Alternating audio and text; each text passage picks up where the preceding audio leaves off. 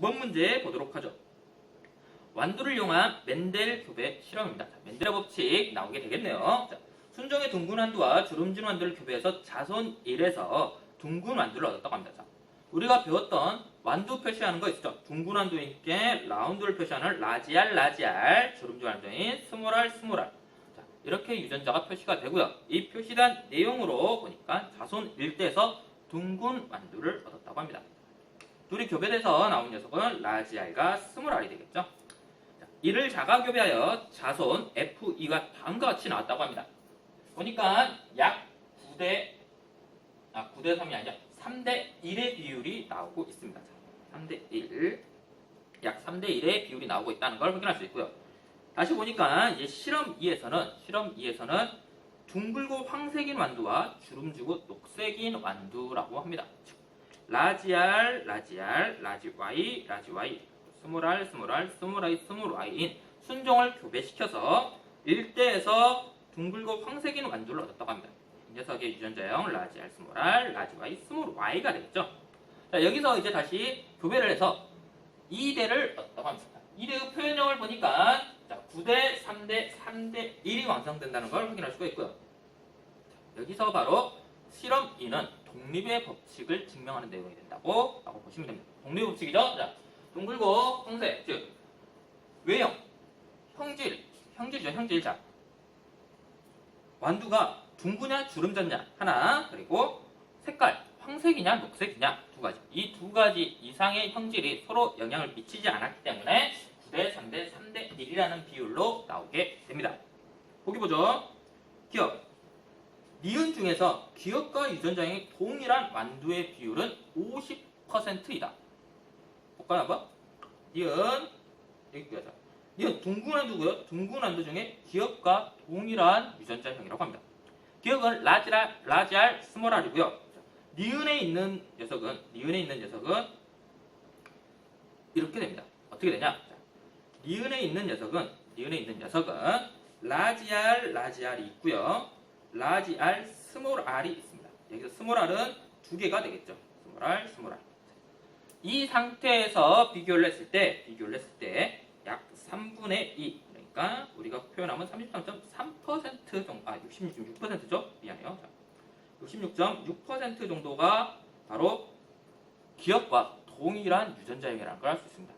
이 문제의 함정은 뭐였냐? 바로 이걸 계산할 때 라지알 대 이라지알, 스몰알, 그리고 스몰알 이 전체를 가지고 계산을 하냐 안 하냐의 차이였습니다. 이 전체를 가지고 계산을 하면 50%가 나오겠죠. 하지만 여기서는 니은으로 한정을 해줬기 때문에 50%가 아니라 66.6%가 나와야 된다는 거, 이 점 참고하시기 바랍니다. 그럼 계속해서 다음 문제 보죠. 자, 니은 다음 보기. 실험 2의 F2에서 둥근 완두와 주름진 완두의 비는 3대 1이다. 둥근 완두와 주름진 완두의 비가 3대 1이다. 볼까요? 둥글고 주름지고. 둥근 완두와 주름진 완두만 물어봤기 때문에 둥근 완두와 주름진 완두만 보시면 됩니다. 둥글고요. 자, 이거 합치면 되겠고요. 그리고 나서 주름지고. 자, 색깔은 필요 없어요. 색깔은 놔두시고요. 그냥 형질. 완두가 둥그냐 주름지냐만 놓고 보시면 됩니다. 그러면 12대 4, 3대 1의 비가 나오게 되겠네요. 그래서 정답은 이은도 맞는 내용이 되겠고요. 기억은 틀렸죠 아까.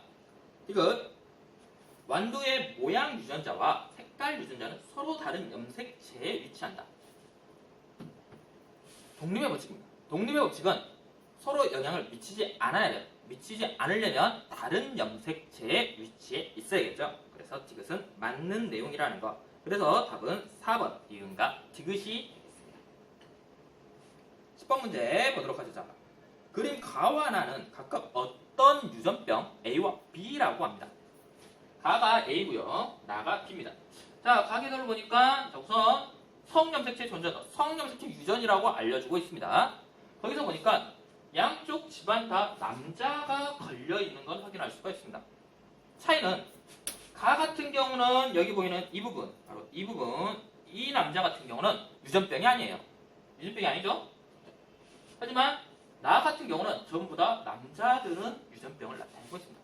이거는 가는 X 염색체 위에 유전병이 존재하고요. 나는 Y 염색체 위에 유전병이 존재한다는 겁니다. 즉, 가 같은 경우는 반성 유전이고요.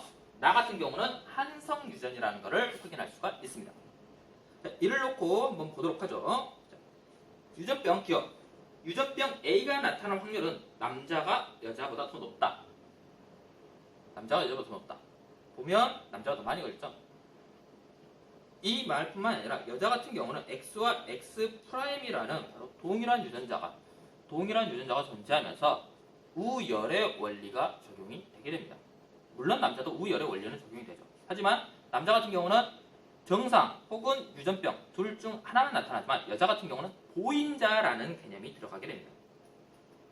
즉 유전병은 가지고 있지만 정상으로 표현되는 걸 보인자라고 하죠. 그 보인자라는 개념이 있다 보니까 남자가 여자보다 훨씬 더 많이 더 높게 나온다는 거 이거 하나 알아두시고요. 유전병 B는 유전병 B 유전자는 Y 염색체에 존재합니다. 나가 유전병 B였죠. 자, Y 염색체, 자, 한성 유전이고요. 한성 유전 Y 염색체에 존재하면서 남성만 걸리는 유전병이라고 했습니다. 기억하시고요. 가에서 유전병 A 유전자를 가지고 있는 여자는 2명이다. 확인해 봐야겠죠? 자, 가계도로 올라갑니다. 자, 이 가계도 한번 파악해 보도록 하죠. 먼저 가계도 쓸 때는 언제나 확인 가능한 녀석만 먼저 써요. 남자 걸렸으니까 X'Y겠네요. 여기도 X'Y고요. X'Y입니다. 그러면 우선 여자를 물어봤지만 전체 가계도를 다 한번 써볼게요. 자, 남자 얘기 정상으로 나왔어요. 그거는 뭐냐면 이 여성이 X의 X'이거나 XX라는 소리입니다. 즉 정상인데 보인자일 수도 있고 그냥 정상일 수도 있다라는 내용입니다. 이걸 토대로 남자를 적어보면 남자는 걸리지 않았기 때문에 XY가 되는 거고요. 두 여성 같은 경우는 남자에게 하나씩의 염색체를 받기 때문에 보인자인 XX'이 됩니다. 2명이네요? 그럼 맞냐? 자, 여기 한 명 여자가 남아있는데요. 이 여자의 유전자형을 보니까 남자가 유전병에 걸려있는 걸 확인할 수가 있습니다. 그러면 남자의 유전자를 하나 받게 되기 때문에 X의 X'이 되는 겁니다. 그래서 이 가계도에서는 적어도 3명 이상이 되는 겁니다. 여기는 이 위쪽에 있는 이 여성은 정확히 어떤 형태인지 보인자인지 아닌지는 알 수가 없겠습니다. 그래서 답은 틀렸고요. 자, 기억 아까 맞았죠? 그리고 니은도 맞았고요. 그래서 답은 3번이. 자, 계속해서 11번 문제 보도록 하겠습니다. 그림 가부터 다는 각각 염색체, DNA, 그리고 뉴클레오타이드 중에 하나라고 합니다. 자, 가를 보니까 인상당 연기가 각각 1대 1대 1로 구성된 뉴클레오타이드라는 것을 확인할 수 있고요. 뉴클레오타이드. 그리고 나는 분열기에 관찰 가능한 염색체라는 것을 확인할 수가 있습니다. 다는 유전 정보를 저장하는 DNA라는 걸 확인할 수가 있겠네요. 이걸 가지고 보기를 보죠. 기억, 가는 뉴클레오타이드다. 자, 뉴클레오타이드죠. 자, 정답. 니은. 나는 단백질과 다로 구성이 되어 있다. 염색체 응축된 거죠. DNA가 응축되어 있는 상태입니다. DNA가 히스톤 단백질이라는 하나의 단백질과 응축이 되어서 염색사에서 염색체로 되는 겁니다. 그래서 이건 정답이 되겠죠. 히스톤 단백질이라는 단백질과 히스톤 단백질을 쓰죠. 자, 히스톤 단백질과 플러스 다에 있는 DNA가 합쳐진 게 바로 염색체라는 거. 이 염색체는 분열기에만 관찰이 가능하다는 특징도 있습니다. 알아두시고요. 디귿. 기억과 니은은 부모로부터 하나씩 물려받은 것이다. 자, 나를 보죠. 나에 있는 이 기억과 니은, 기억과 니은 안 보이네요. 자, 기억과 니은은 염색체가 감기의 S기를 거치고 나서 염색 분체가 2개가 된, 즉 복제가 된 녀석입니다. 그래서 기억과 니은은 둘 다 동일한 정보이고요. 이 나 자체는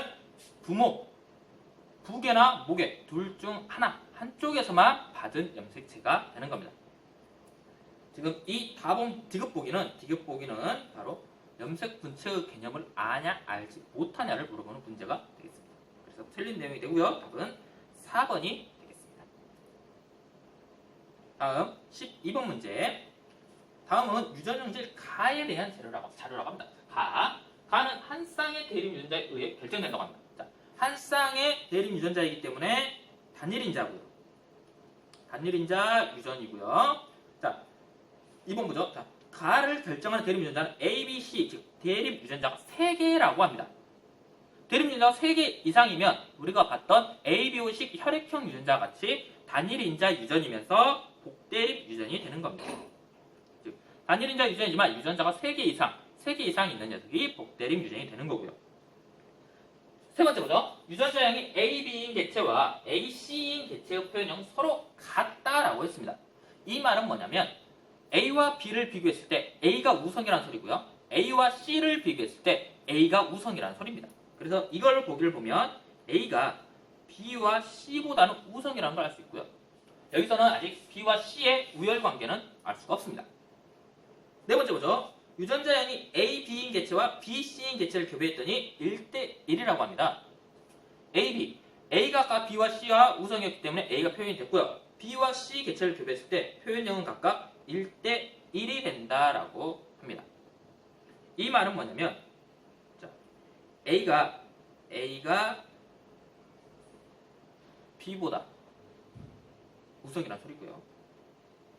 B가 C보다 우성이라는 소리가 됩니다. 자, 계속해서 이제 보도록 하죠. 그러면 자, 기억 B는 C에 대해 우성이다. 네, 맞는 내용이고요. 니은 가는 복대립 유전이다. 설명했죠? 복대립 유전. 디귿 가의 유전자형 종류는 8가지이다. 한번 봐봐야겠죠? 자, 봅시다. 자, 가의 유전자형이 8가지가 나오나 나오지 않나 보도록 할게요. 자, A가 되겠고요. B, C가 됩니다. 기본적인 거죠. 그 다음 추가적으로 A, B가 있을 수 있고요. A, C가 있을 수 있습니다. 그리고 나서 B, C가 있을 수 있습니다. 그럼 몇 개? 자, 하나, 둘, 셋, 넷, 다섯, 여섯. 자, 6가지라는 거. 6가지죠, 6가지. 그렇기 때문에 답은 기억 니은 3번이 된다는 거 이렇게 알아두시면 되겠습니다.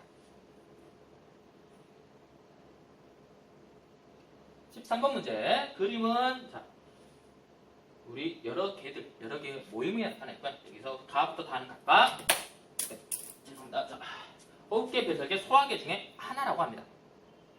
가 먼저 보죠. 가를 보니까 소화되지 않은 찌꺼기라고 써졌어요. 소화되지 않은 찌꺼기가 배출되는 거는 소화계입니다. 소화계. 순환계에서 산소와 이산화탄소의 교차가 일어나고 있어요. 나에서는 이거는 기체교환이 일어나는 호흡계가 되겠고요. 호흡계. 자, 다 보니까 노폐물이 빠져나가고 있는 걸 확인할 수가 있습니다. 이거는 배설계가 되겠습니다. 이렇게 놓고 보기 보죠. 기억. 가에서 아미노산이 흡수된다. 자, 가에서 아미노산. 가 소화계고요. 소장에서 아미노산, 수용성 영양소인 아미노산이 흡수가 됩니다. 자, 단백질 같은 경우는 위에서 1차 분리가 일어나고요. 다시 소화가 일어나고요. 그리고 나서 소장에서 최종 소화로 일어나서 아미노산으로 분해가 된 후 흡수가 됩니다. 그래서 맞는 내용이고요.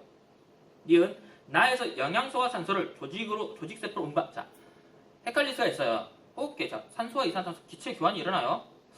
그러면 산소 교환이 일어났을 때 이게 가는 거 아닌가요? 호흡계는 기체 교환만 일어나는 것을 호흡계라고 하고요. 조직에 전달을 해주는 것은 순환계가 역할을 합니다. 그래서 틀린 내용이 되고요. 디귿 가에서 배설되는 노폐물에는 요소가 포함되어 있다. 다 아까 배설계였죠? 배설계에서는 아미노산, 즉 단백질 속에 있는 질소 노폐물인 암모니아를 독성이 좀 더 낮은 요소로 전환한 후에 배출을 하게 됩니다. 그래서 이것은 맞는 내용이 되고요. 보니까 답은 4번이